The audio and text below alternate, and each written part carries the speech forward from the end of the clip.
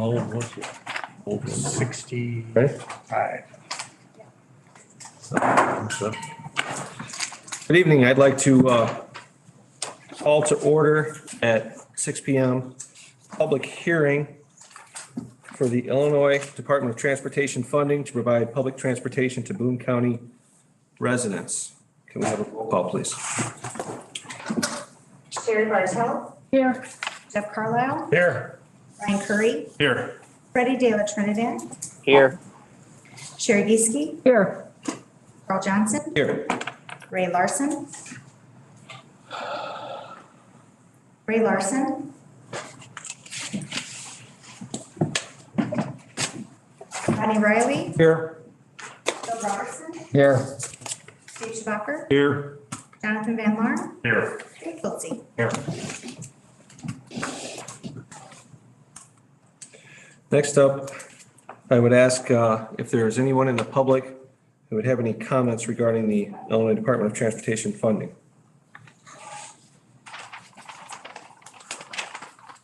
Once again, I'd ask for any comments regarding the Illinois Department of Transportation funding. One more time, I'll ask for comments regarding the Illinois Department of Transportation funding. Hearing no comments, I would ask for a motion to close the public hearing. So moved. Motion by Mr. Schabacker, seconded by Mr. Wiltsey. Any discussion? Oh, we can't. Roll call, please. Jeff Carlisle. Yes. Ryan Curry. Yes. Freddie De La Trinidad. Yes. Sherry Giesky.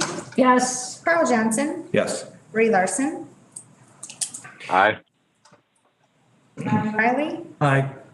Bill Robertson. Yes. Steve Schwacker. Yes. Jonathan Van Laar. Yes. Dave Wiltsey. Aye. Sherry Bartel. Yeah. All right, thank you very much.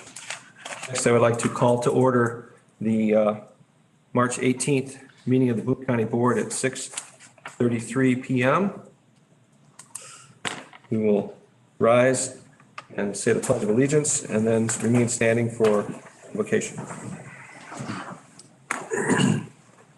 I pledge allegiance to the flag of the United States of America and to the republic for which it stands, one nation, under God, indivisible, with liberty and justice for all.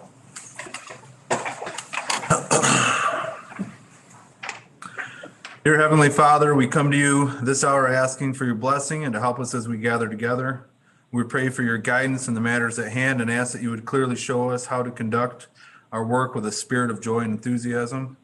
Give us a desire to find ways to excel in our work and represent the great people of Boone County honorably. In your name we pray, amen.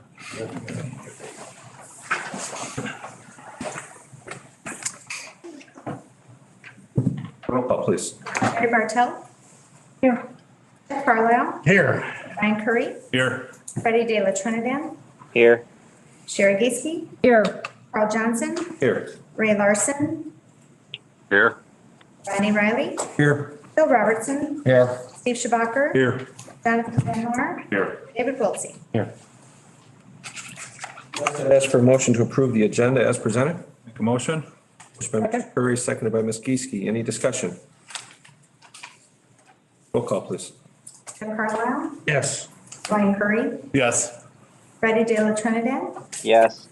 Sherry Giesky. Yes. Carl Johnson. Yes. Ray Larson. Aye. Bonnie Riley. Yes. Bill Robertson. Yes. Steve Schwacker. Yes. Jonathan Van Laar. Yes. David Wiltsey. Aye. Sherry Bartel. Yes. Next, I'd ask for a motion to approve the February 17th county board minutes. So moved. Motion by Mr. Carlisle, seconded by Mr. Van Laar. Any discussion? Roll call, please. Ryan Curry. Yes. Freddie De La Trinidad. Yes. Sherry Giesky. Yes. Carl Johnson. Ray Larson. Aye. Bonnie Riley. Yes. Bill Robertson. Yes. Steve Schwacker. Yes. Jonathan Van Laar. Yes. David Wiltsey. Aye. Sherry Bartel. Yes. Jeff Carlisle. Yes. Motion carries. Next up, I don't have any slips here. We received nothing via email or notification today from anyone who might be watching online. Is there anyone in the boardroom who'd like to make any public comment? Seeing none. We have 2 appointments on schedule. I'm hearing that people would like to vote on these, or at least some people would like to vote on these individually. So I would accept a motion to approve Jonathan Gieske to the Planning Commission. I'll make that motion. Motion by Mr. Schabacker, seconded by Mr. Van Laar. Any discussion? Yes. Ms. Bartel? I will be voting no on Mr. Gieske for the simple reason. He hasn't even graduated from college yet, and he shows nothing on any of the things that he has set for us that says he understands what he would be going to do. So I'll be voting no. Any further discussion? Mr. Curry? I didn't know graduating college was a requirement. Any further discussion? Mr. Wiltsey? I've met Jonathan. He's a fine young man, and he's a very intelligent young man. And we're always looking for younger people to be involved. I remember the days when I was the youngest person in the room. Sometimes I still am. So it's always good to have new people that want to step forward and serve, and I will be voting aye. Anything further? Ms. Gieske? I'll abstain. Anything further? Roll call, please. My husband's. Freddie De La Trinidad.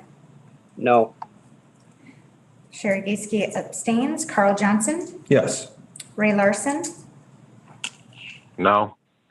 Rodney Riley. No. Bill Robertson. Yes. Steve Schabacker. Yes. Jonathan Van Laar. Yes. Dave Wiltsey. Yes.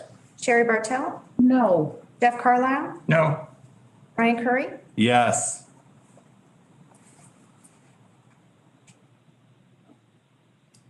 Motion carries. Next up, I would accept a motion to appoint Jim Hirsch to ZBA I'll make that motion. Second. by Mr. Schabacker, seconded by Mr. Robertson. Any discussion? Yes. Ms. Bartel? I will be voting no on this one for the simple reason I called 3 former board members. And in talking to them, there were issues with Mr. Hirsch back at the Clody situation, that he went into court not really letting the board know what he was really doing. And everybody on that, at that time, came out and said that Mr. Hirsch gave Clody's a sweetheart deal. And I asked all 4 of these former board members if they had a chance at this time, would they be voting for Mr. Hirsch to be on the zoning board of appeals? And they said no, all 4 of them. And so I will be voting no against Mr. Hirsch because he's cost the county too much money. Any further discussion? Roll call, please. Sherry Gieske. Yes. Carl Johnson. Yes. Ray Larson. Aye. Rodney Riley. No. Bill Robertson. Yes. Steve Schabacker. Yes. Jonathan Van Laar. Yes. Dave Wiltsey. Yes. Sherry Bartel. No. Jeff Carlisle. Abstain. Ryan Curry. Yes. Freddie De La Trinidad. No. Motion carries. Next up, reports from agencies. Council on Aging. Special guest, I hear.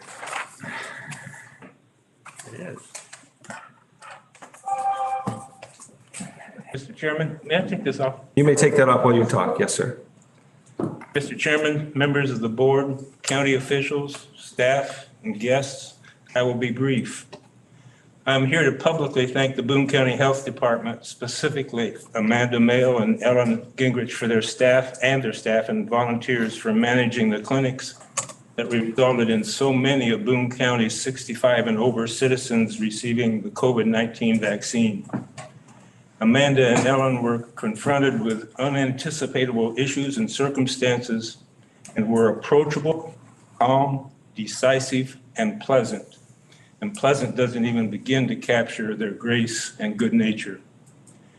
We at the BCCA, on behalf of the many seniors in Boone County who are so relieved to have received their second shots, appreciate very much the efforts of Amanda, Ellen, and their colleagues. Next, on behalf of the Boone County Council on Aging Board of Directors, I want to publicly thank our Executive Director, Kelly Hillen, whom I introduced about a year and a half ago when she first joined the agency, and her dedicated staff and volunteers for all their work on behalf of the many 65 and over residents of Boone County. In February alone, there were 1,489 phone contacts made from the Teenage Center and 3,279 client contacts related to the COVID vaccine clinics. The cooperation and coordination and leadership of Kelly and Amanda were just simply so critical in the accomplishment of the clinics conducted in the last 4 or 5 weeks. Kelly had been with the BCCA for about 6 months when the pandemic struck and has not missed a beat in seeing that all BCCA services continue to be available to our clientele with the exception of social contact with respect to presence at the Teenage Center. Transportation, home care, information assistance, income tax preparation, newsletter, and social contacts via telephone have continued uninterrupted. And we are currently making plans to reopen the Teenage Center for social interaction at an early date, perhaps phase it in as early as May 1st. Thanks is also appropriate to the Belvedere Police Department, which I recognize is not under the jurisdiction of the county board, but still deserves our thanks, and the Boone County Sheriff's Department for their assistance in controlling traffic when we held clinics. We could have not have done it without them. They handled everything so professionally and good-naturedly in spite of some short notice and rather adverse weather conditions. Now, just a few short sentences about where the Boone County Council on Aging is going from here. Kelly and I have been discussing reopening the Teenage Center, as I previously mentioned, and we have some exciting plans for the future to share with the Board of Directors when we meet Monday. The clinics held at the Teenage Center gave me a new appreciation for the facility. It's a wonderful facility, and it makes me think that at some time before I arrived in Boone County, the citizens of Boone County made a huge financial commitment to build that building and provide us with those facilities. However, I think we've been coasting a little bit since then, and we have some ideas about going forward and doing some things that need to be done. We are poised on the brink of assessing what more is needed by our clientele and what we at the Boone County Council on Aging can provide. We have challenges to face, for example, the impact of potential minimum wage legislation and even benefits for staff. But we want to address the continuity issues and go beyond that to new frontiers. We are eager to address those challenges. Thank you for the opportunity to share with you. If anybody has questions. Questions for Mr. Davis? Thank you so much. Bacher, did you have one? Yeah, well, I had a comment I'd like to make. I was out there several times, thought I was helping. I don't know, sometimes I just wander around. Anyway, I got to watch exactly what he said. And I can tell the county board, the guys did great. I seen him making phone calls, how to set things up for people. Thank God they didn't have me do that because they had the computers and stuff. But anyway, he did a lot of work. He was out every one of them. He's out helping to direct traffic. He was inside helping to facilitate moving people. So, Darrell, I'd like to say thank you. Thank you, Steve. Any further questions for Mr. Davis? Mr. Schbacher, I think everything I heard is that you were doing a great job showing people what not to do. So I said, follow me, follow me. Thank you. thank you very much. Had a great time.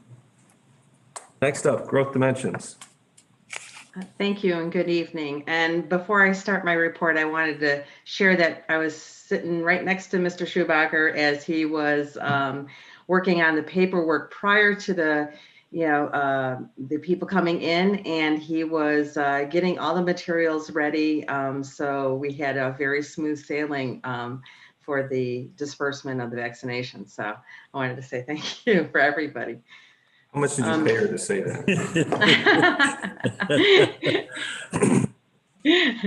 I wanted to just highlight a few items. Our enterprise activity is starting to boost up now. We've had 9 new projects in 6 businesses, and we already have a number that have been contacting us about us projects down the pipeline, including a new line that General Mills is going to have that will bring 60 new jobs by the fall. So we're excited to hear that some of our businesses are growing despite this pandemic and all the crisis that we've been dealing with for the past year. We've also been working, or we met last month with Stellantis and local partners, regional partners, as well as the state of Illinois. And we presented an overview of our workforce, our profiles, incentives, and general comparisons with other states. We want to position ourselves to be very strong as we enter into April, where they may identify or at least give us a enlighten us about maybe some projects down the pipeline that we might be able to compete with. They will include some type of electric vehicle components. So we want to make sure that we're continuing this conversation with Stellantis, so we are a strong candidate to receive that project in Belvedere. And part of that is working with our Automotive Innovation Network, which will be contacting a group of diverse businesses representing the automotive industry in order to plan our kickoff meeting for the Automotive Innovation Network.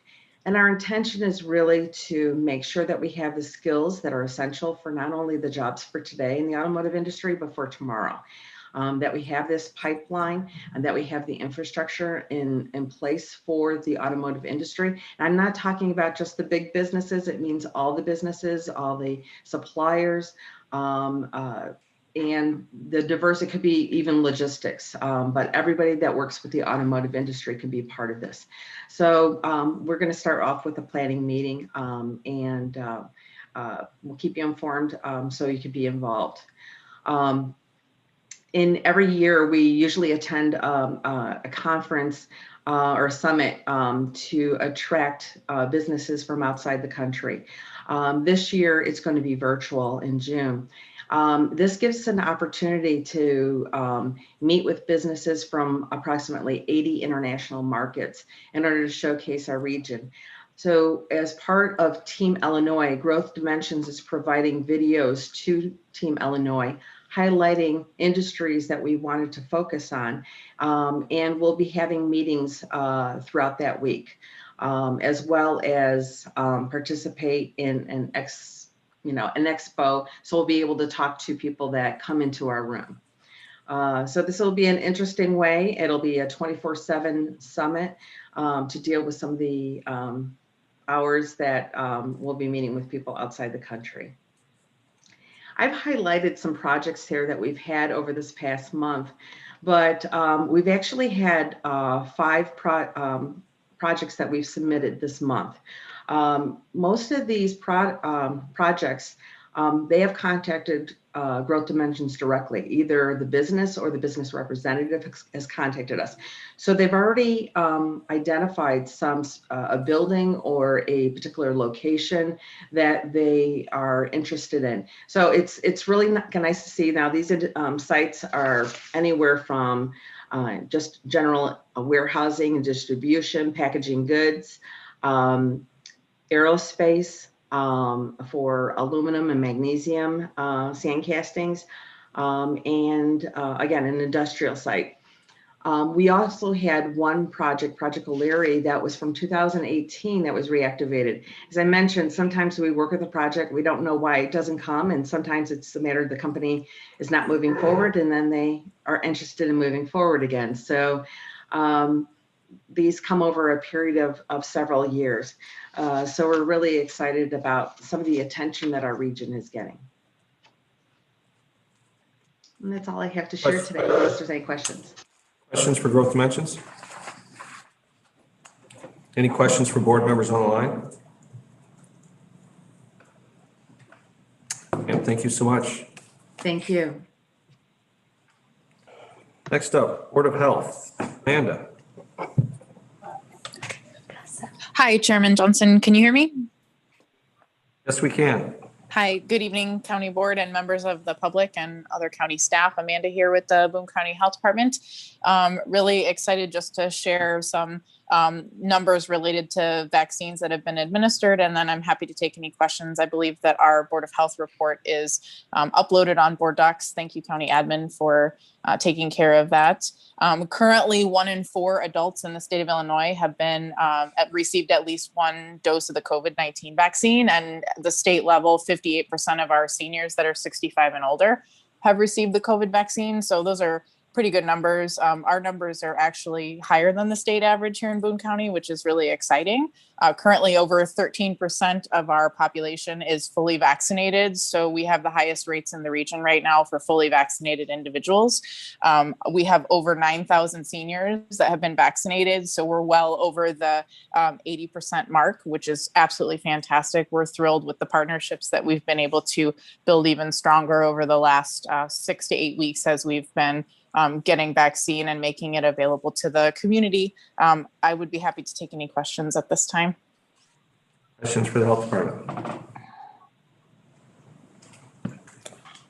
Mr. Wiltsey. Are all the vaccines we're using now the 2-shot vaccines, or do we have any of the manufacturers that have the 1-shot vaccine? Yeah, so currently we receive weekly shipments of the Moderna vaccine, which is a 2-dose series. We have received some of the Pfizer a few times so far in the last 12 weeks, and that's also a 2-shot vaccine. The Johnson & Johnson, which is the first 1-dose vaccine to be approved and on the market through the FDA and the CDC, began shipping in Illinois to select mass vaccination sites approximately 2 weeks ago, and we have not been notified yet when we would begin to receive that vaccine. Thank you. Any other questions for the Health Department? Questions for the Health Department from members online?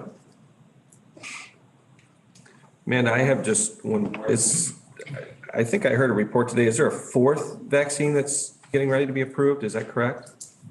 There are a couple in the pipeline. I believe there is one company that plans to make its recommendations and submit its paperwork to the FDA in April, which would be excellent. And there may be a few more coming as well. Okay, super. Thank you very much. Thank you. Good evening. You too. Next up, I skipped over CASA, so sorry. It's all right. That's what happens when I don't put my glasses on all the time. Not a ton new. Right now, we're currently at 24 advocates, 19 active advocates, and always looking for more advocates for that group.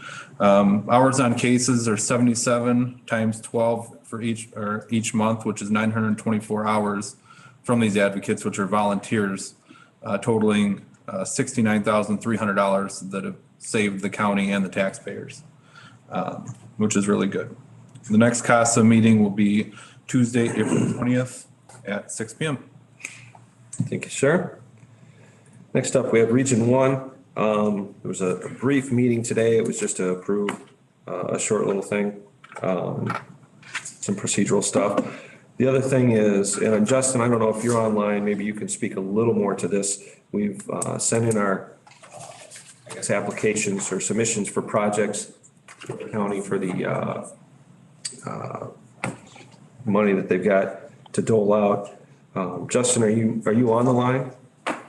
I am. Yeah, that's all accurate. The project we submitted for was the STBG, the Surface Transportation Block Grant.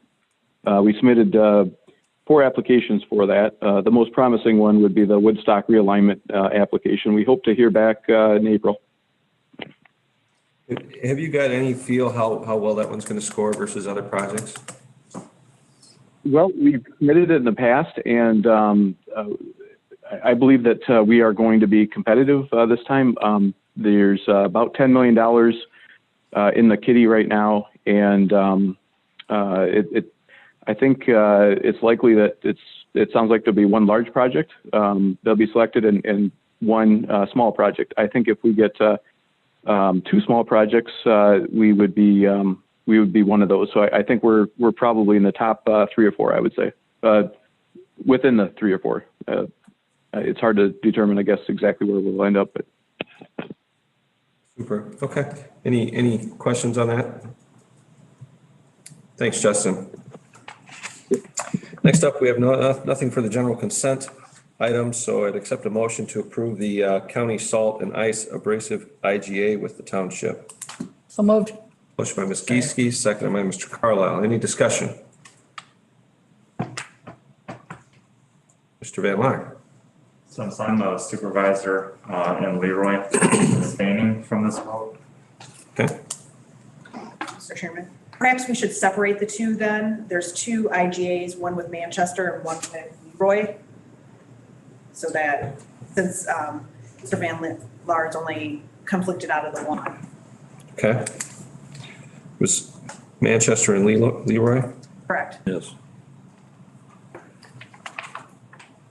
In that case, I would accept a motion to approve the IGA with Manchester Township. Motion by Ms. Geeske, seconded by Mr. Carlisle. Any discussion? Roll call, please.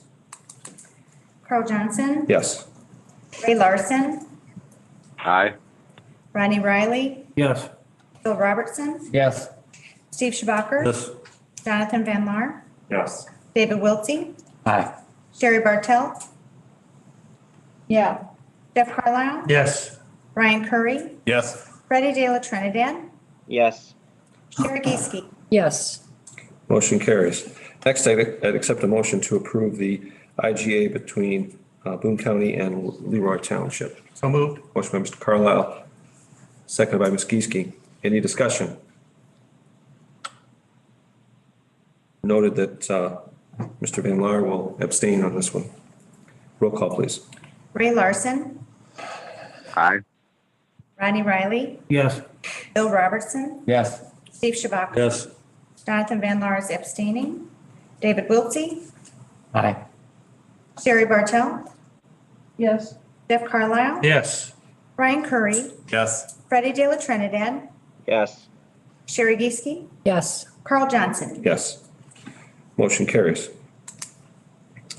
Next, I'd accept a motion to authorize the county administrator to sign an appraisal engagement letter.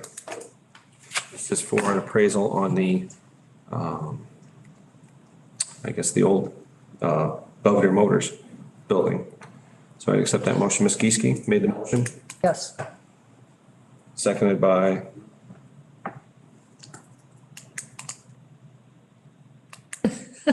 I'll second. Mr. Van Laar. Okay, discussion. Mr. Carlisle. How long is this appraisal lasting? Does it last 6 months, 90 days? So I guess to answer that, my understanding is that an appraisal, it's just that, an appraisal. So I don't think there's really a timeline or an expiration date on it necessarily. Okay. Mr. Riley, did you have? That was my question, too. Okay. Thank you. Any further discussion? Roll call, please. Rodney Riley. Yes. Bill Robertson. Yes. Steve Schwacker. Yes. Jonathan Van Laar. Yes. Dave Wiltsey. Aye. Sherry Bartell. Yes. Jeff Carlisle. Yes. Ryan Curry. Yes. Freddie De La Trinidad. Yes. Sherry Geeske. Yes. Carl Johnson. Yes. Ray Larson. Aye. Motion carries. Next up is just a discussion on the liquor license renewal. This came about, Ms. Bliss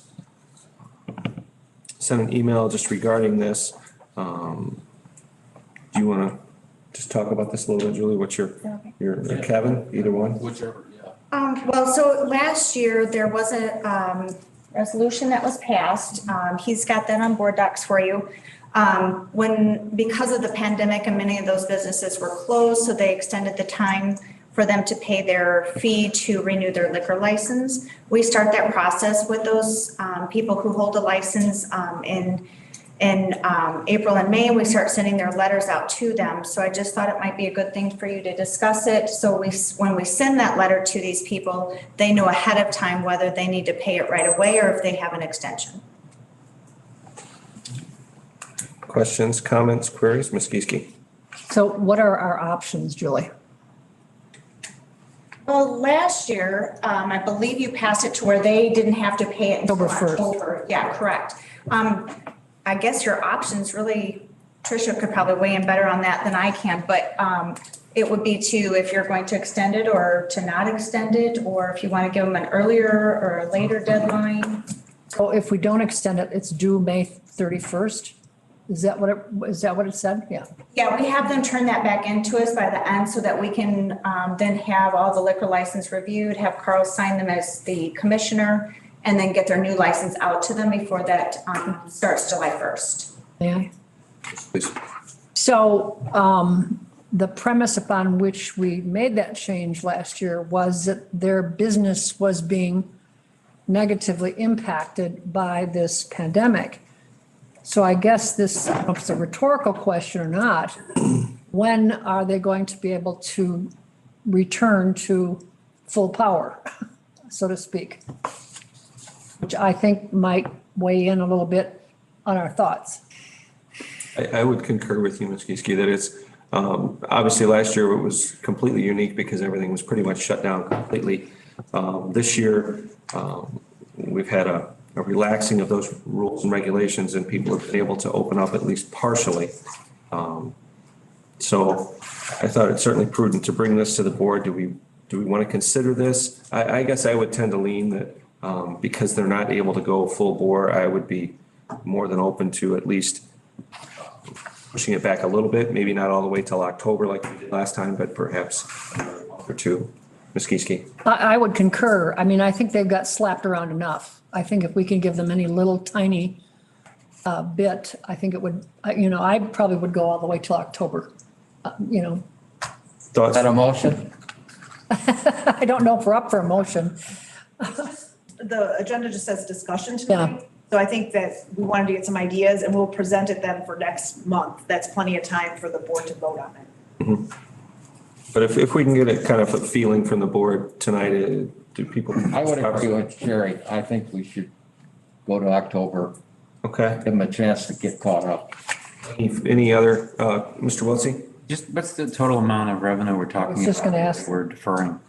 I believe it was just right around 20,000. I think so too. I would also agree that October would be fine, October 1st. Let me do this. Anybody in the boardroom opposed to pushing it back to October again?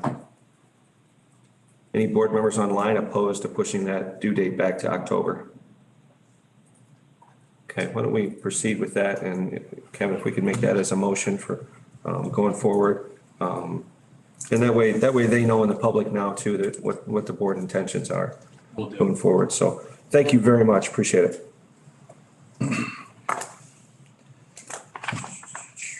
Next up, admin, Mr. Curry, floor is yours. All right, 11.1, a motion to approve zoning ordinance 21-07 text amendment TA-1-2021 Francine. Second. Motion by Mr. Curry, seconded by Mr. Carlisle. Staff report. Good evening, board. This is the text amendment that is requesting for an amendment to the zoning ordinance that will allow that second dwelling unit with a special use permit in A1 Agricultural Preservation District. There are conditions that will also be attached to the special use in the clarifying conditions section of 3.16.1, which is our table of permitted uses.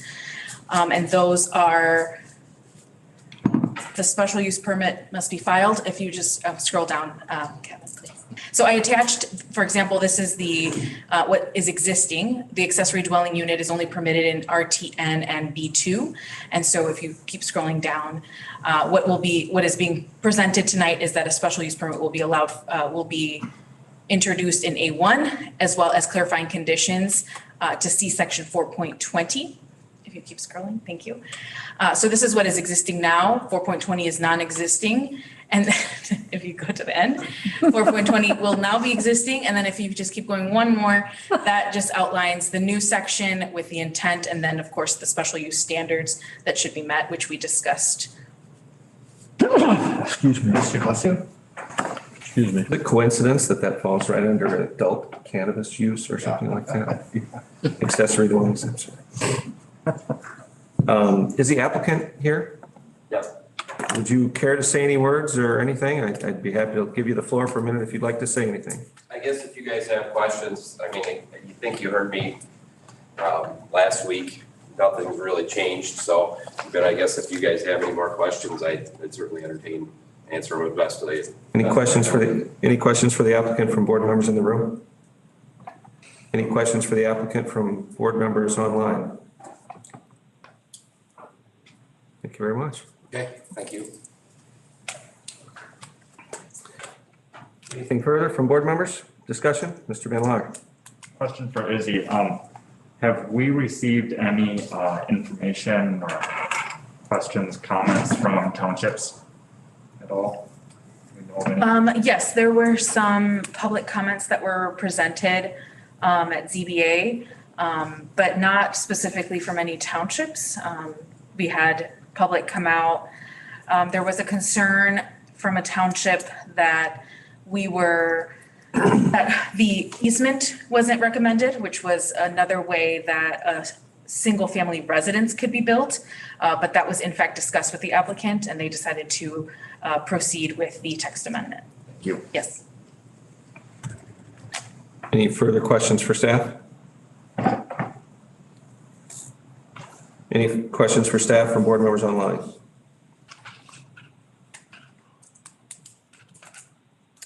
Hearing none, roll call, please. Bill Robertson, Yes. Steve Schubacher. Yes.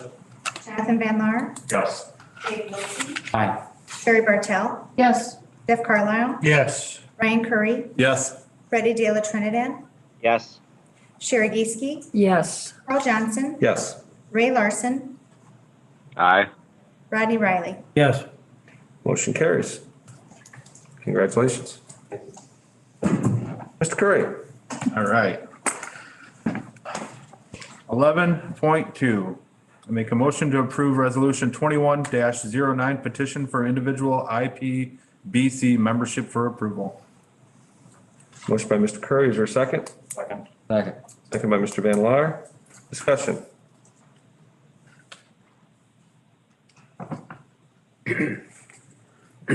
The only update to provide is that on March 11th, the IPBC Executive Committee did vote. Can I get you to grab that microphone just so we make sure you get recorded? So on March 11th, the Executive Committee, the IPBC, voted to accept the 8 members as individual members. So that's the update for tonight. Thank you.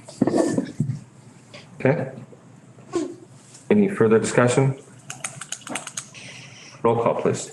Steve Schubacher. Yes. Jonathan Van Laar, Yes. David Wiltsey, Aye. Sherry Bartel, Yes. Jeff Carlisle, Yes. Ryan Curry, Yes. Freddie De La Trinidad, Yes. Sherry Geeske, Yes. Carl Johnson, Yes. Ray Larson, Aye. Rodney Riley, Yes. Bill Robertson. Yes. Motion carries. Mr. Curry, anything further? Nothing. Ms. Geeske, Finance, the floor is yours.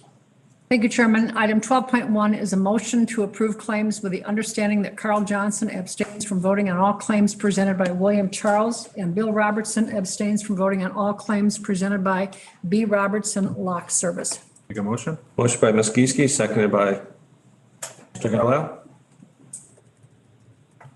Any discussion? Ms. Geeske. I just have a question for Julie. How is the rate that we pay various polling places determined? That was actually determined by the board. I'm not even sure what year that was for polling locations, because it's been the same rate for a long, long time now. But I guess my question is, I saw a variety of differences and wasn't quite certain So some- the rent we paid. Sure, some locations actually hold 2 precincts. Okay, Or maybe 6, like the community building. I was wondering if that had some, The community building has 6 locations or 6 precincts there for us. Keenan Center has 2. Not necessarily in February, but the Candlewick building out there has 2 for us, and then the Papa Grove Fire Station has 2 for us. right, that makes sense then. Thank you. Any further discussion? Roll call, please. Jonathan Van Laar, Yes. Dave Wiltsey, Aye. Sherry Bartelt. Yeah. Jeff Carlisle, Yes. Ryan Curry, Yes. Freddie De La Trinidad, Yes. Sherry Geeske, Yes, Carl Johnson, Yes. Ray Larson, Aye. Rodney Riley, Yes. Bill Robertson, Yes. Steve Shabak. Yes. Motion carries. this next motion, I'm wondering if I should split those out also in light of Mr. Van Laar's position. Okay, item 12.2 is a motion to approve salt shed roof bid with A and B Construction in the amount of $21,572 in Manchester Township. Second. Motion by Ms. Geeske, seconded by Mr. Carlisle. Any discussion? Roll call, please. Dave Wiltsey, Aye. Sherry Bartelt. Yeah. Jeff Carlisle, Yes. Ryan Curry, Yes. Freddie De La Trinidad, Yes. Sherry Geeske, Yes, Carl Johnson, Yes. Ray Larson,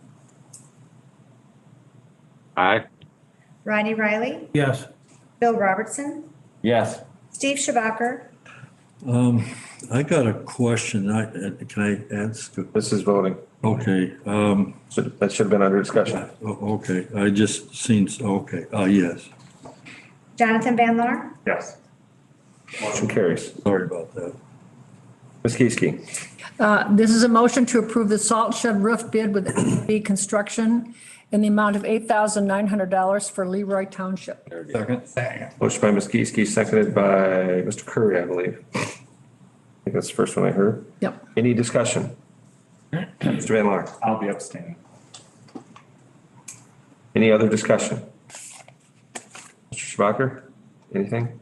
No. Okay. Yeah, thank you. Okay. Sorry about that. That's okay. Roll call, please. Sherry Bartelt.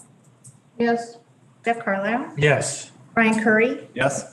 Freddie De La Trinidad, Yes.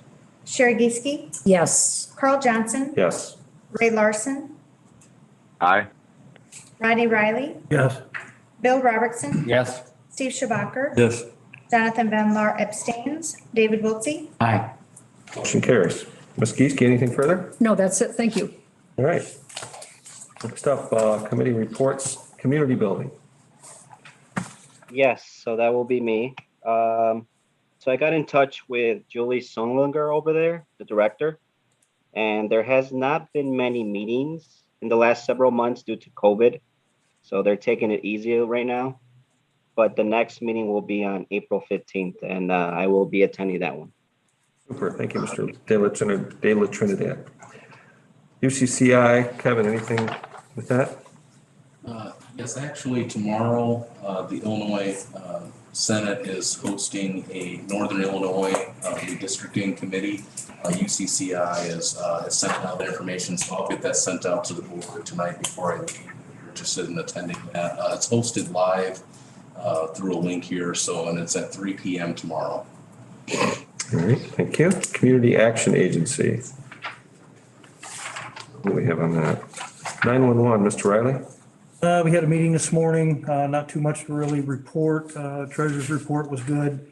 Dispatch training continues. Some discussion about some new equipment for some of the fire departments, and next meeting date is April 15th. Sir? Land Bank, Ms. Geeske, anything? Yes. Thank you, Kevin. I'm going to jump in real quick.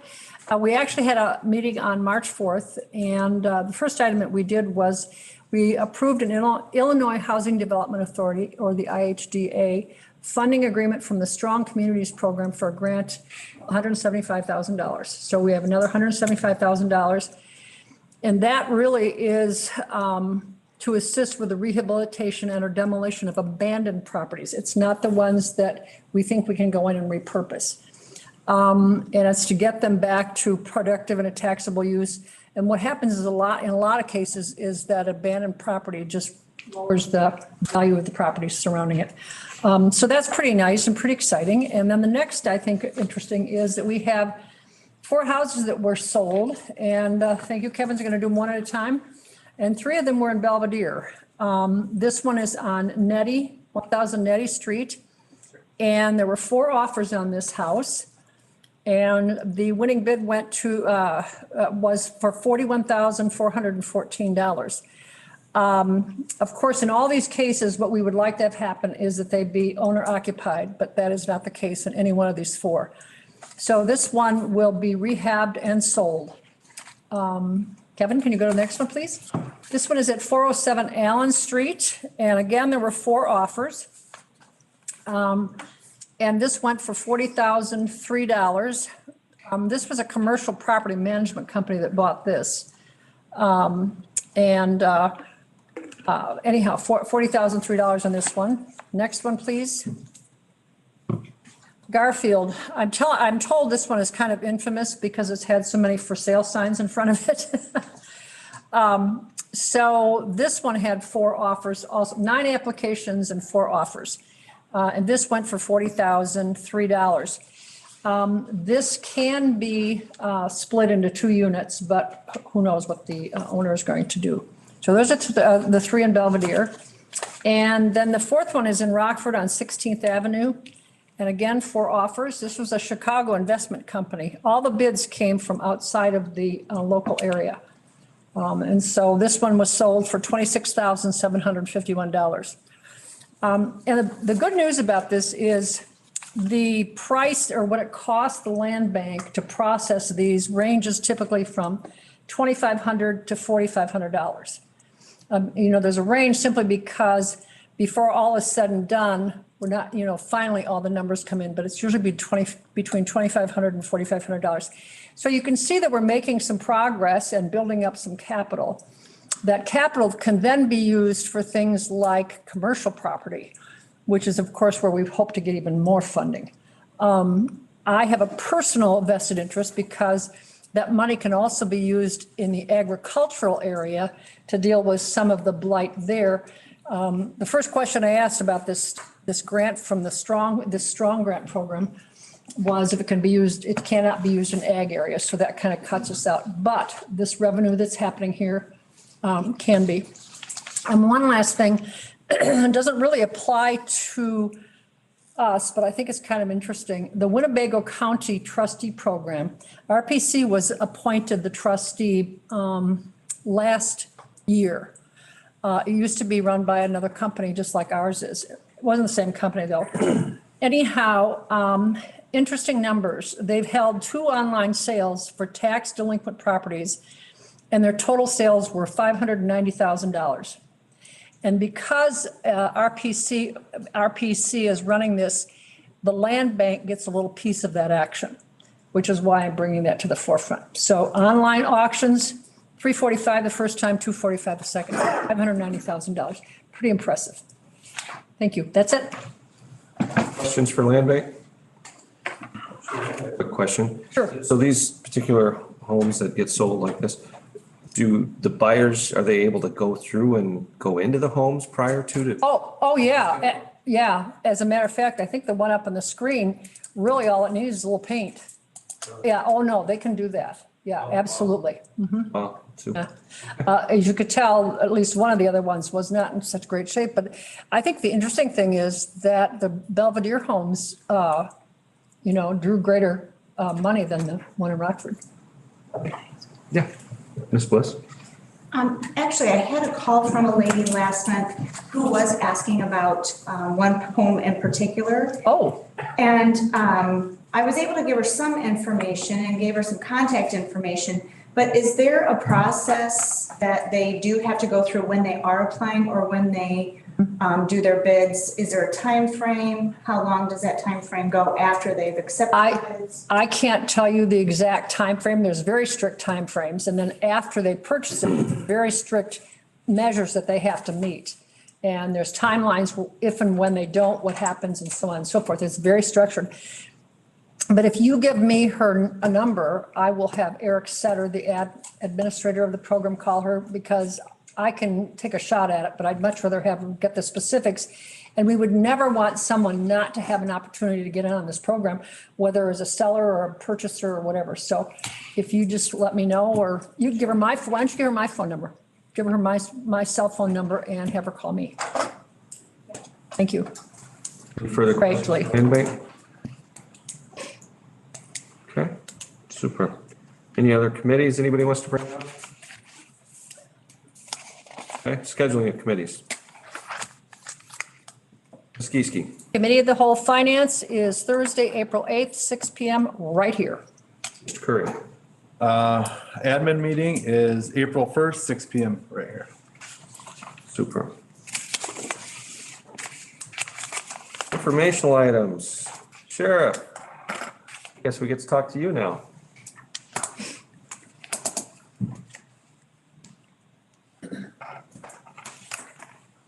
Kevin also had a document there. I don't know, were you going to go over that? I can go over it later. Yeah, after your presentation.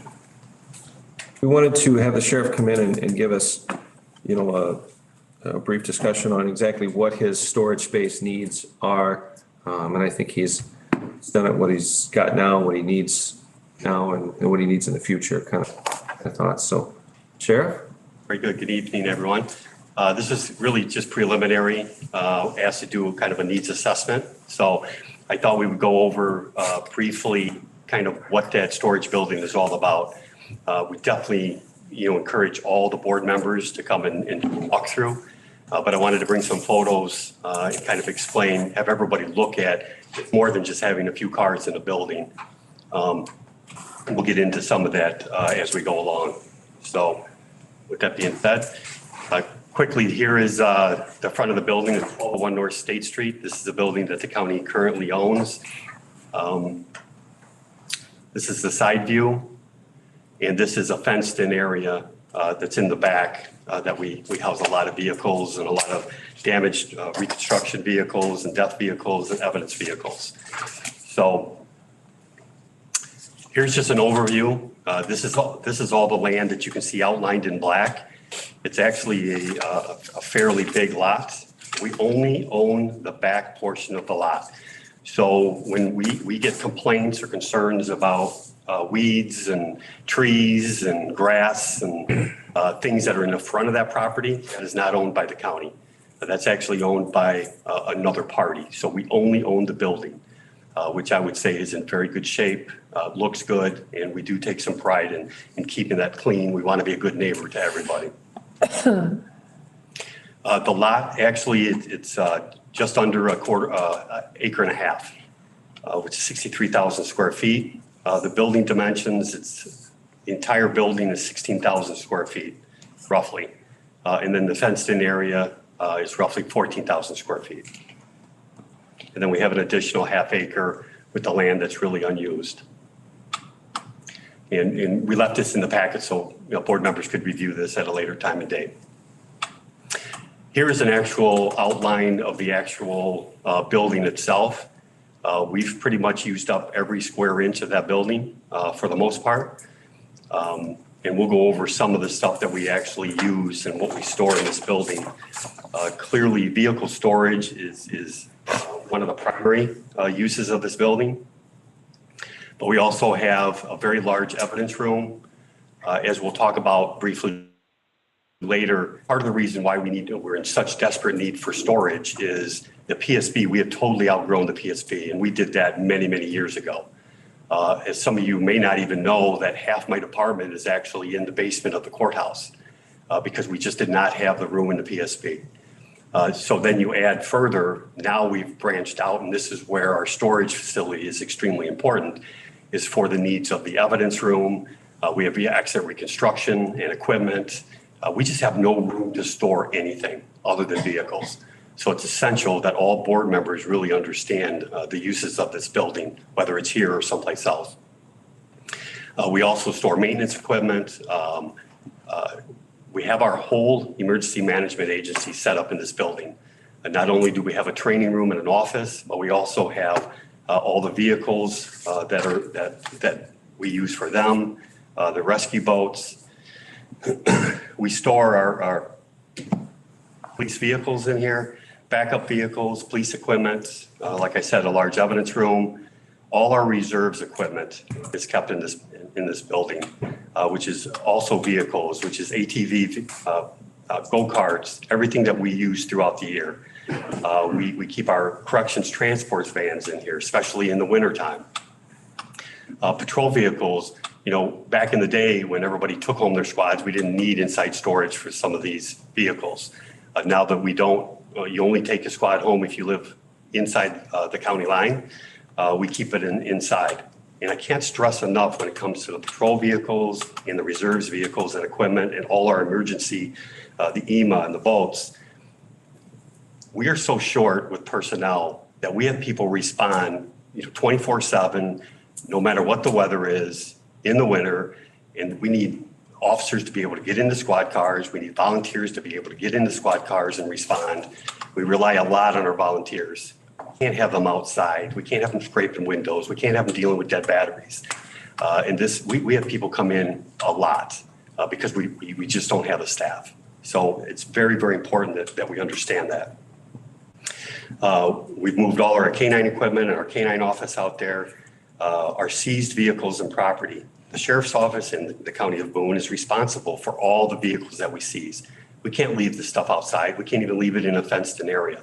That has to be maintained inside. We're liable for any vehicle that we seize until the disposition of that case is over. Our lawn equipment, miscellaneous storage, a lot of this stuff is just kept there because we really have no place else to keep it. We also, like I said, the emergency management, we have our rescue vehicles in there, our rescue boats, which obviously are mandated to be inside. We have our office and training room, equipment, EMA equipment, our personal protection equipment and emergency supplies, as you will see in some of the photos. And also we have our sandbagging machine, which we use often during all our flooding issues that we have throughout the county. We also keep out there the coroner's equipment, our vehicles, as well as health department trailers. This vehicle, although we're packed in this building, I should say, we do not even have enough room to store our mobile command vehicle or our EMA air truck. Again, both vehicles are essential when we need them. We need to get them out. Right now, we've been able to temporarily store them in other locations in the county. But ideally, we would always love to have that all centralized, all together, so we're not, you know, having an emergency call out and, okay, where's the vehicle now? Where's it stored at? You know, which building in the county is it at? Here's the inside of the building. I'm going to give you a couple different looks of it. Obviously, it's spring. You know, we have several of the vehicles that are outside the building at this time or up at the PSB. But here's kind of an overview. This is the inside of the building. Along with our, these are our reserves vehicles, the emergency trailer that goes out on accidents. Here's our emergency management equipment, our boats and our equipment that our volunteers, and you can also see on that back wall, they just constructed all kinds of built-in shelving units for all the equipment. We have no place to store this stuff. It has to be in a building, regardless of where it's at. Here's our email office, volunteers at no cost to the county, spent a lot of time redoing this entire office, building the walls, redoing the walls, bringing in old desks. Our volunteers do a tremendous amount of benefits to the citizens of Boone County at no cost to the county. Here is just one location in the front of that building. Some of the areas I can't show you, we have undercover narcotic vehicles that we can't obviously get pictures of, that we have to keep out of the sight of the public. Our go-karts, our lawn equipment, ATVs, these are things that are stored in this building. Our reconstructionist office, along with our drones, our equipment, again, we have no place to store this stuff. The back of the building, we have 14,000 square feet of fenced-in area. Again, we tried to be good neighbors. We've put coverings across all the fencing around it because we have fatality vehicles. We have vehicles that we've had for 20 years that we are not legally able to get rid of. We have to maintain these vehicles. It's totally ridiculous, and I fight the state's attorney on it constantly. But it's something that it's just the way the law is. I thought this would be kind of interesting. In 2003, they kind of gave we got bids on a building that we needed for this. This really is only for our volunteers, our sheriff's reserves, and our EMA. In 2003, a building to be built because they were in between buildings. The cost to build it was $126,000. It just kind of gives you roughly 20 years ago. Again, it's this planning. You know, we've always kind of put Band-Aids on things and we kind of take it down the road. You know, if we would have built this in 2003 for $126,000, we probably wouldn't be talking about it today. Kind of the history, just to kind of put it in perspective to the board members that haven't been around during all this. I have been. One of the first buildings we had was the Belvedere Township. It was a building down at Doty Park, which is no longer there. The ice skating ring is actually there now. We were in that building close 15 to 20 years. Also, the ambulance, BVARs, Boone County Volunteer Ambulance, shared half that building. Sheriff's Office was on the other half along with EMA. That was up until 2004. That's when they started looking at building a new building. But, you know, the board decided that they would end up renting a place. So they rented a big building over at 988 West Locust Street. It was a large building at the time, 19,000 square feet. But unfortunately, they paid well over $300,000 in rent. And then we ended up walking away from that building, which, you know, obviously dollars, to me, it just doesn't make sense. Unfortunately, the building was sold. They jacked our rent, you know, doubled it, close to, and we were able to talk to Dixon's graciously into allowing us to rent or buy the current location that we're at right now, the old Belvedere Motors building.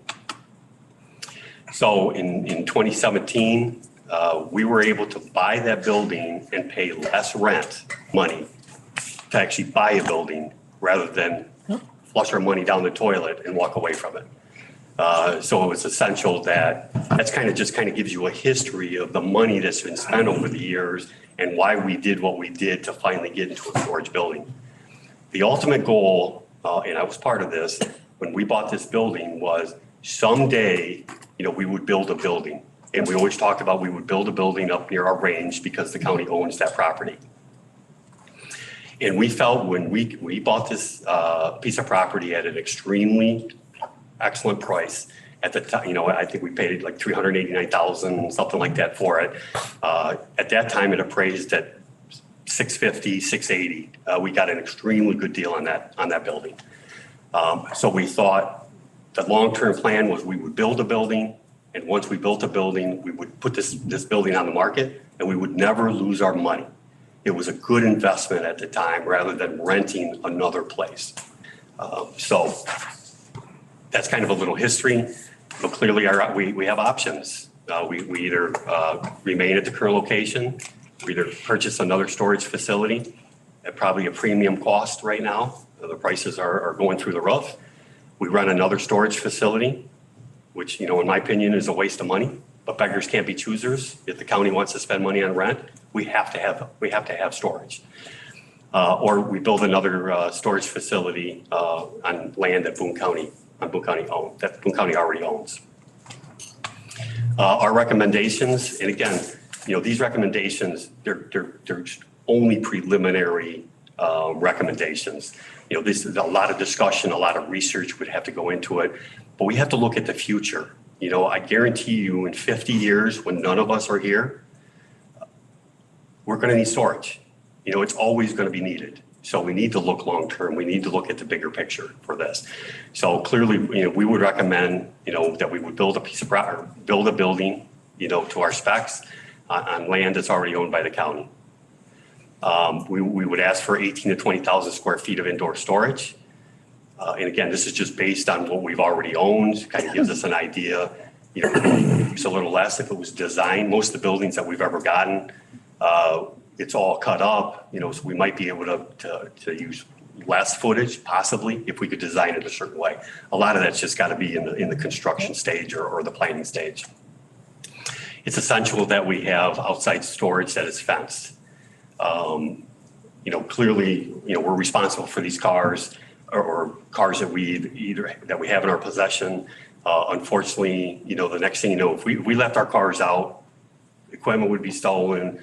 All the catalytic converters would be stolen from these vehicles. It's just essential that we have to have a fenced in area. We can't have people, we'll seize a car. We'll have people trying to break into our building to get in this car. If we just leave this stuff out, we just can't do that. And then lastly, we will continue to plan regardless of what we do with this building. This kind of gives us a jump start of getting really on and to plan on what we were really going to do anyway. But it just kind of jump starts a little bit. So we're going to have to continue to really come up with some definite plans of what we need. This was a kind of a last, a kind of a quick overview that I thought was important that everybody would at least look at and know the history and know what we're looking at. Obviously, beggars aren't choosers. We'll go anywhere, but we have to look at the future, and it's just essential. So, with that being said, I think that's pretty much it. Everybody has copies of these. I'm more than happy. I'll answer any questions now. If you want to, call me later. I'm available 24/7. I clearly would like to be part of the discussion stage, and we've been able to work this out. County admin, whatever you guys decide, you decide. But I definitely think that I should have a voice, or at least an opinion, on everything that's done with the storage building. So, with that being said, I would open it up. Questions for the sheriff, Ms. Gieske? Well, first of all, I don't think you should be a part of, I think you should be a central feature in this planning, number one. Number two, there's two things you said quite a bit. The first one was that you don't have enough room. So where you're at now, you don't have enough room. And then the last thing, and I don't usually disagree with you, Dave, but you made a statement that I suppose we could go with less. I think taking the words you said before, 50 years from now, let's not scrimp, let's go big or go home. If we're going to do something, let's do it for that 50-year point. That's just my comments. And I would say, we need to look for rooms for expansion, in the future. Yes. But I've been around county government for long enough now that beggars can't be choosers. So if it's something, if we can get something that's going to fill our needs today with the expansion possibilities in the future, that's something definitely we want to look at. But clearly, if money was no object, unfortunately, that's not reality in county government. We would do a building right, just like we had planned, and it would be part of a future. Right. So I would agree. And a lot of it is, you have to understand, a lot of it is because of the PSB. We tried doing referendums to make that building bigger so we could expand both departments with the city and county. We are all out of room. And when you have, half my department in the basement of the courthouse and half of it at the PSB, we have 5 different evidence rooms throughout the county, which is absolutely ridiculous. But again, it is what it is. I'm very impressed with the county. We make do with what we can. So I would agree, Sherry. Further questions, Mr. Curry? I know last time we discussed, one of the comments was an oil separator. What do they call that? Oil and water separator? Oil water separator. Is that a necessity in this building that you have to have if you're storing the vehicles inside? Maybe Mr. Schumacher can answer that. You're only going to need an oil and water separator typically, depending on use. And one of those uses being if you have a drain. If you have a drain in there, then you have to have an oil water separator. If you're doing maintenance on vehicles, if you're doing those kinds of things, just to store vehicles, you shouldn't need that because you shouldn't need a drain. Okay. And you guys probably do routine maintenance on your vehicles in that building? We actually have a full-time employee that does maintenance on the vehicles, that strips out cars, that saves the county a lot of money, obviously, than contracting this service out. So we do a lot of maintenance. What kind of maintenance do you do?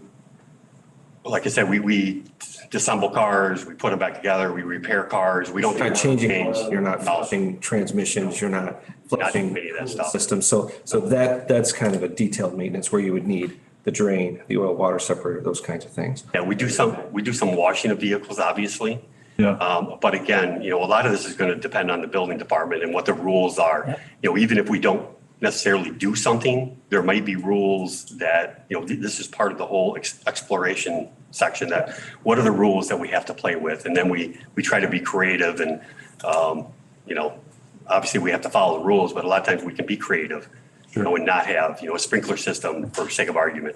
Well, there's ways, and maybe we need to build two buildings then at a different site. I mean, these are the things that we have to explore. Sure. Thank you. Yeah, along that lines, that with sprinkler systems, things like that, there's ways to design that building or buildings to limit that exposure for additional costs that, if you built a 2 million square foot building, you'd have to do certain things. You build a 10,000 square foot building, you can get away with other things. Further questions for the sheriff, Mr. Schubacher? Yeah, well, great presentation, and I'd want to do some research on whether or not you're a grease trap separator. My understanding was anytime you store vehicles in a building and they drip oil, not all of them will, but some of them will. There's a possibility so I think we need to research that further to find out definitely whether or not it would be required. I wouldn't say it would be or wouldn't be at this time, but I'd be hesitant. And one way to find out on that is what we'll do, or should do, is do what is called as a code search. And how you do a code search is you get a hold of a licensed Illinois architect. It can't be out of state. State of Illinois is called the State Licensing Law Act for Illinois. They only recognize Illinois architects. Been through that many times. And they're the ones that you'd have to get to do, like I said, a code study. With that code study, you tell them what you're going to put in the building.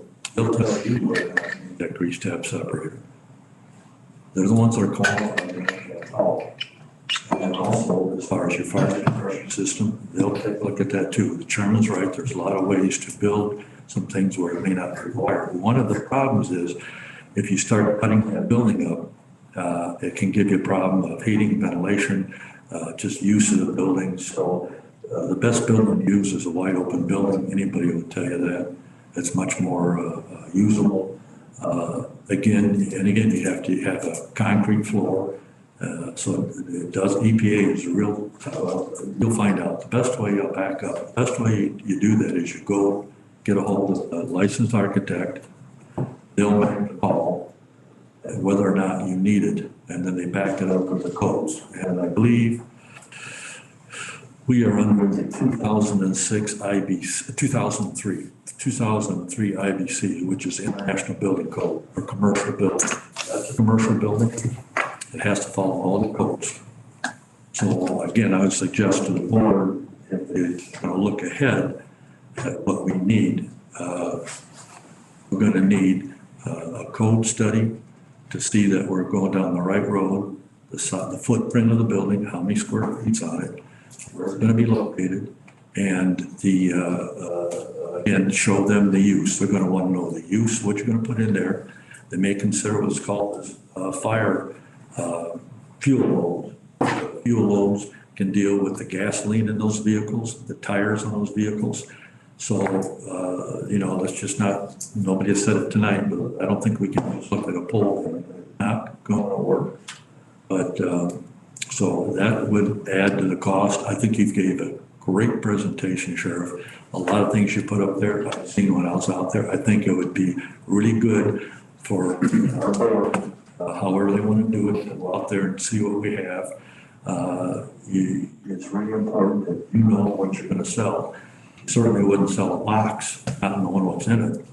So I really think it's important for us to go out there, let the sheriff lead the way, show us what he has. And I don't want to talk everybody's ear about it. The fire suppression system, in my opinion, is extremely helpful. Insurance-wise, talk to your insurance man, see what they tell you about your premiums. And again, you mentioned about some information that was stored in there. I believe our state's attorney might have something with that as far as an evidence room and stuff. So you don't want a tin building. We're going to take a pair of tin snips and cut into it and take that. So we really need to look at a good, solid block building. That's what you have. And I'm very much, and if you talk about expansion, you got what, 1.5 acres there? Yep. And the acre's got 43,560, and right now you're using 16.5. And That zoning lets you go up to the property line. Anything further for the sheriff? Go ahead, Sheriff. I would say, you know, one of the reasons for indoor storage too is, as you can tell, our equipment is in excellent shape and it's old. You know, our last command vehicle that we just replaced was over 40 years old. You know, we use it to the very end. Well, that only works when we maintain our vehicles and take care of our vehicles. We have a $500,000 command vehicle right now that'll last us well beyond all of our time here if we take care of it. You know, so I don't want to cut short. It's just essential long-term. You know, we either pay now or we pay later. And if I could, I'd like to add to it, he will need, in my opinion, I'm certainly not knowledgeable on what our sheriff needs, but as our community grows, we all know we're going to have more room for that building. And I really think it's important to take a look at the building. Like I said, I don't want to get repetitious, but look at it. And there is room to add on to the existing structure.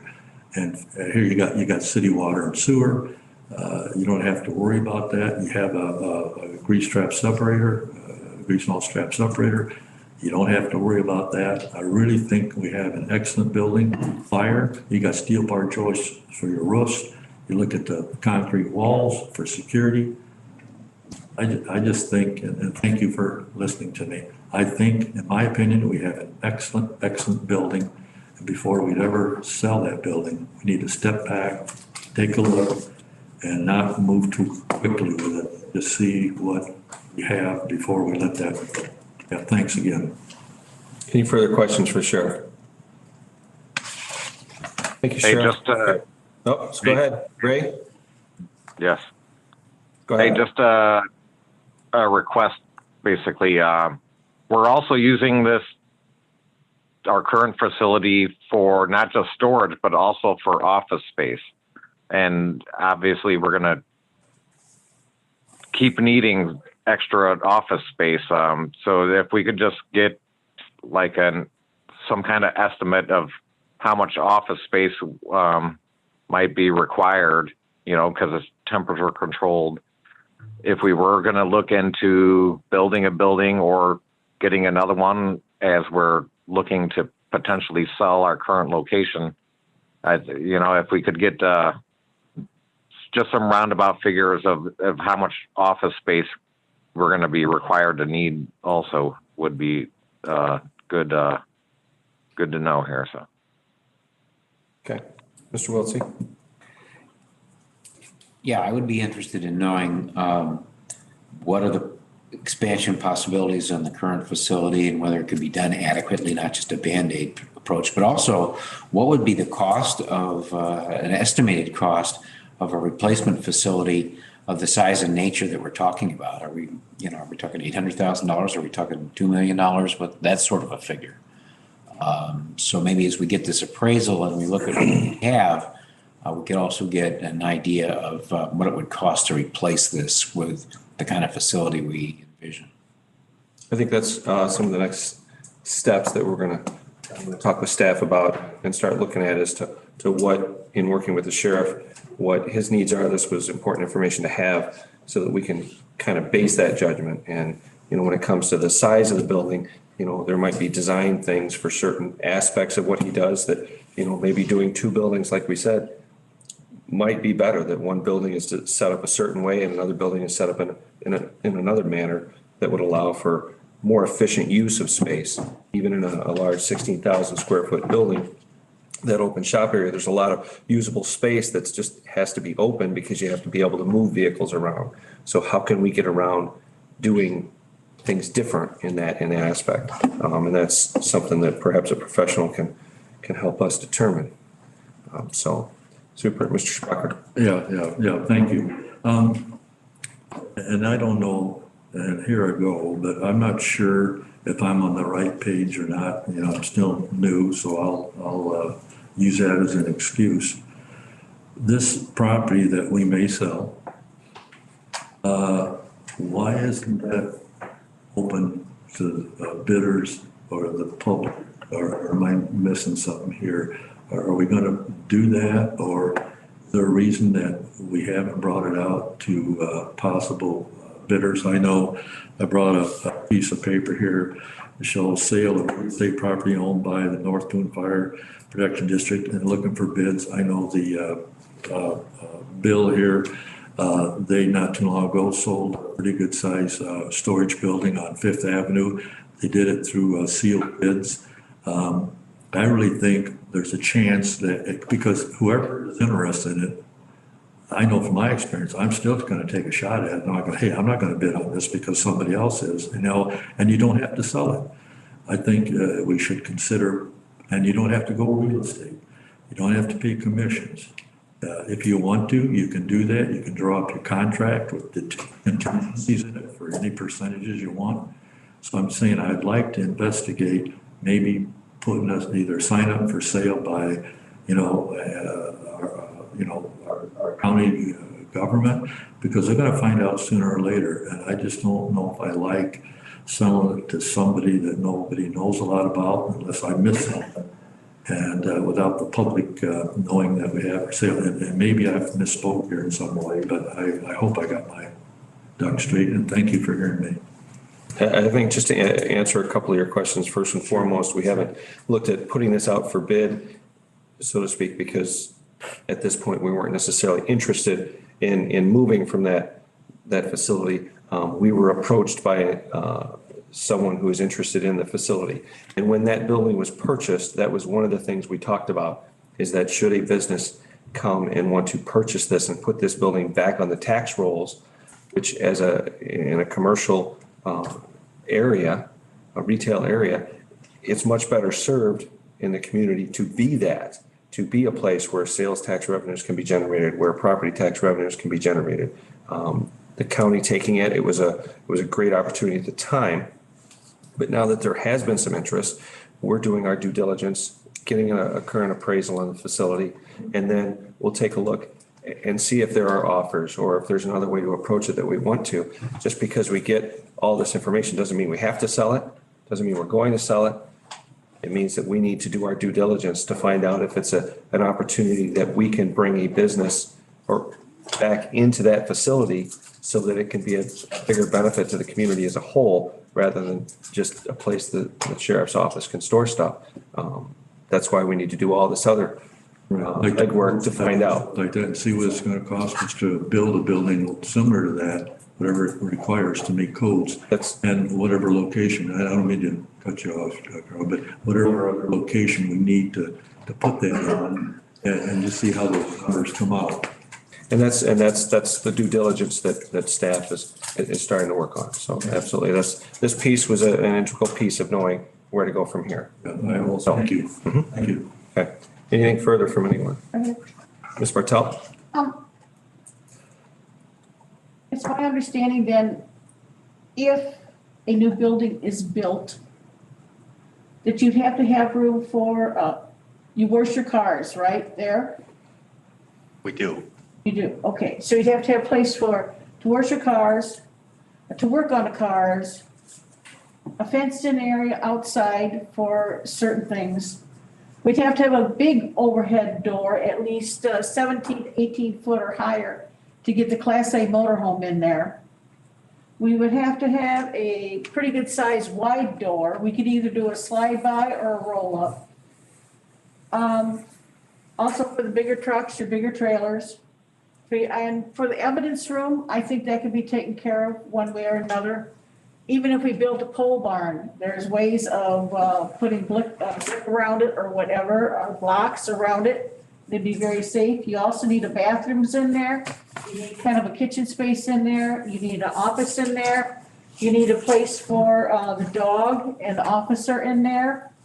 And now that we have a list here that we can work off of, I think we can turn around and find, at least get some bids on what something would run to do this. Do you need cement across the whole building? Or would you be satisfied with partial cement and the rest of it gravel just to park stuff on? Is that a question? Pardon? Is that a question? Yes. Yeah, no, we would want cement. You want cement clear across the whole thing? Okay. So see, now we know something. We know you want cement across the whole thing. We know what you have to have. Now let's give us a better way of looking at what you need. Yep, and I think this is part of the process, that Carl's Right. talking about. We're Right. going to go through this and Now we know. come up with some ideas and then see if it's realistic or not. Right. I want to agree with Carl. A rarity. That the business would give us more, that space would give us more for a tax break. We need that right now. So if we could find something for you and the money that we make off of this, if we can build you the buildings, find out how long it would take, we could do it. Well, I will only say one thing when it comes to putting things back on the tax roll. I totally understand that. It's definitely a great philosophy, but we also have to do dollars and cents. And if we we put something back on a tax roll and we collect, $3,000 in taxes and 10% of that goes to the county, and yet we're paying, $40,000, for rent. I mean, we also got to do the, what's best for the county too when it comes to cost. I totally agree. It's a great plan. It's just, we also have to look at the bottom line when it comes to dollars and cents. When we talk about taxes, you will know, just because we get a tax bill doesn't mean the county gets all that. As Kurt will tell you, it's 8 to 11%. So that also puts a little stuff in, puts it in perspective also. Right. Okay. I'm going to go ahead and we're going to. Mr. Chair. Okay, go ahead, Kevin. Yeah, sorry. There are a couple of things that I do need to say because I did prepare a memo for this, and I'm not trying to beat a dead horse or anything, but some things have to be said, and just to put a couple minds at ease. But one of the things that we do have to keep in mind that this building is in the city of Belvedere city limits. And I did outline in my board memo that the district that it is located in is intended for both large scale and small scale commercial development. This building that we are using it for is not specified in that use, obviously, and we're not using it as it is intended to provide significant incentives for continued economic viability for existing development.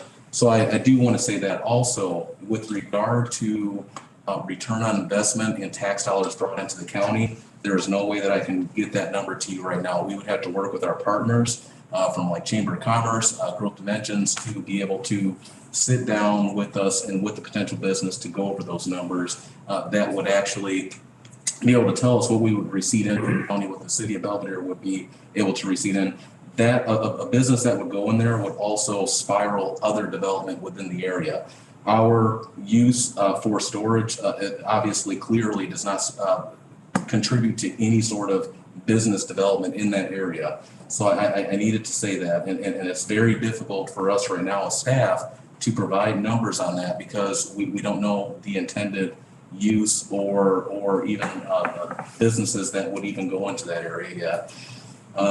Again, I wanted to mention that we, were approached. I just started here in September. I didn't market this property, anything like that. So I was approached from a local developer that does developments in Wisconsin, Illinois, Indiana, Michigan, and I think Iowa. And then I also just received a second inquiry. We could certainly go out to bid, but I think it's in the best interest of the county that we receive a professional appraisal, a local appraiser, so that we know at least what our building is worth. I think that it's also in the best interest of the county to, obviously get creative. I think that it would behoove us to really not consider other alternatives to what we currently have. I will go out on, I guess I'll say this, that it's contrary to belief. It is not, it just doesn't happen where most police departments or sheriff's offices store all of this sort of equipment inside. I'm not saying that that's right or wrong, but it just doesn't happen. Some things do need to be indoors and some things can be outdoors. So I think that we need to get creative. There are ways that we can cover equipment outside via carports, other materials, other ways to do things. I think that we have to be creative. If the county wishes to construct a facility that is X amount of square feet to store everything inside, it will be expensive. There's no way that it will not be expensive. So I think that we need to keep that in the forefront of our minds, that we need to be creative, we need to be open to ideas, because this facility, as you can even tell from the pictures, is not being utilized as efficiently as it could because of the way that it's laid out. So if we were to do a new build, we could actually sit down with an architect, figure out the spacing with a design qualified professional that is in this space, that could figure out what we actually need in the space that we need for indoor and outdoor purposes. Please get that memo or read it. It's a lot of good information in it. And then compare that as well to the sheriff's presentation. That's all I have to say. Thank you. All right, thank you very much. Next, any need for executive session? Not tonight. Perfect. Then I'm just looking for one thing. Mr. Curry? I'm too. And second, Ski. All in favor, say aye. Aye. Aye. Anyone opposed?